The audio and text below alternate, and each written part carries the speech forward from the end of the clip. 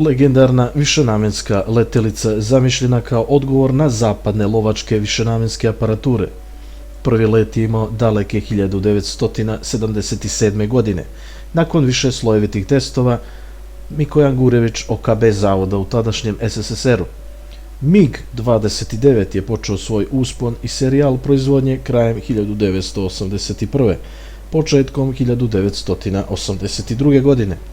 Tadašnje varijante oslanjale su se na startne radarske i manevarske sposobnosti uz korišćenje prilagođenog naoružanja similarnog 20 jedinici BIS. Svi su sa pažnjom pratili razvoj ove tada još uvijek nepoznate letelice visokih letačkih performansi. Krasi ga sposobnost lakog prilagođavanja istočnim i zapadnim varijantama naoružanja elektronike. MiG-29 je prvi višenamenski lovac korišćen i u NATO zemljama. Dugi niz godina Zapad je imao probleme da uskladi i isprati ovu letelicu performansama svojih letačkih mogućnosti. Amerika je imala svog ekvivalenta pod nadimkom F-16 borbeni Falcon. Ova dva aviona su se godinama takmičila i do dana današnjeg i dalje ispunjavaju strateško-taktičke vazdušne sposobnosti u modernizacijama i strukturama svjetskih armija. Ovo je vojni specijal.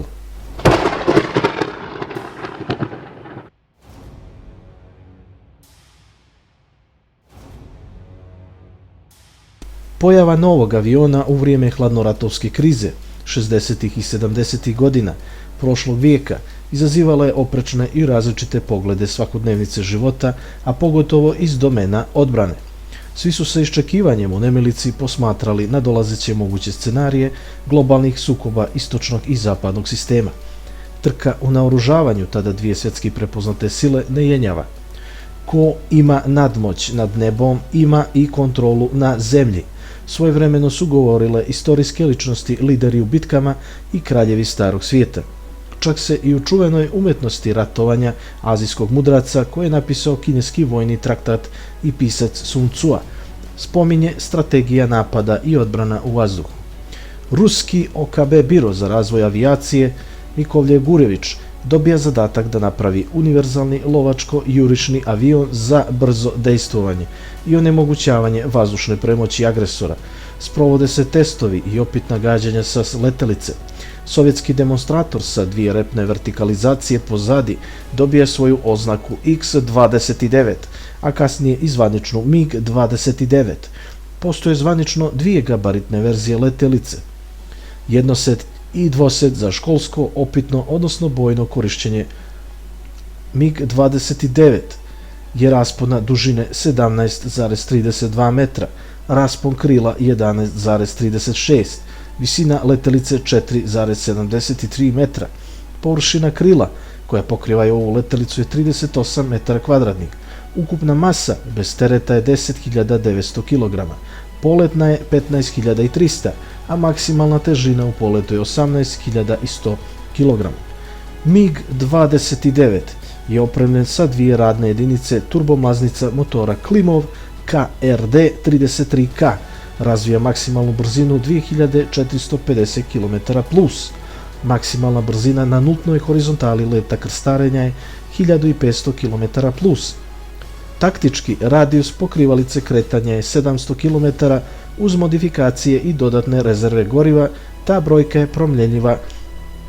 Brzina doleta i inercije leta je 2100 km+, plafon leta je 18.000 metara, testiran. Brzina penjanja je 19.800 metara u minuti. Danas postoje varijante ove letačke aparature. Posljednja do generacije unapređenje se svodi na MiG-29 oznake MU-2 i eksperimentalna varijanta u razvoju MU-3. Ovo su dokazi da OKB i druge zemlje i dalje razvijaju ovaj avion. Na bazi MiG-29 razvijani su mnogi avioni od tipova višenamenskih lovaca, udarnih letelica pa sve do visinskih presretača. Danas svedočimo usavršavanju MiG-29 letelice na generaciju 4+, aviona 21. vijeka koji će i dalje nastaviti svoje bitisanje. Varijanta MiG-29MU-2 je aktivna, najmodernija trenutno varijanta ovog tipa letelice. Projekat je završen i integrisan u okviru poboljšanja radnih karakteristika doleta, poleta radarskih obrisa, unapređivanje oružnih stanica i sistema upravljanja vatrom do najsavremenijih komunikacijskih uređaja i elektronskog dejstva. Tu je i održivost i povećanje radijusa operacije u vazduhu, prilagođavanjem rezervi i redukcijama potrošnje sagorijevanja. Ugrađivanje novih turbomaznih rešenja, FLIR, usavršavanje, satelitska dispozicija i preciznost parametara i možda ono najvažnije, sama bezbjednost pilota. MiG-29 je opremljen značajnim radarskim sistemima i podsistemima.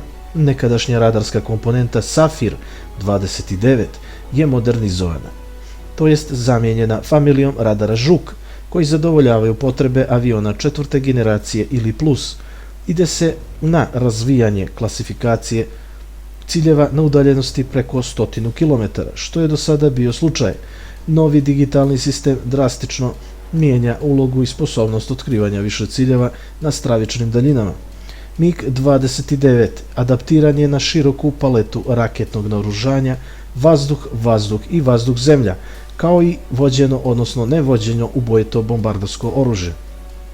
MiG-29 ima mogućnost dodatnih vešanja za kačenje raketnih rešenja ispod samih krila.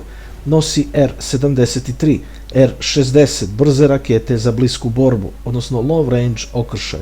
Nosi rakete srednjeg dometa R-27, ER i varijanta ET, kombinovano radarsko vođenje i izvor toplote.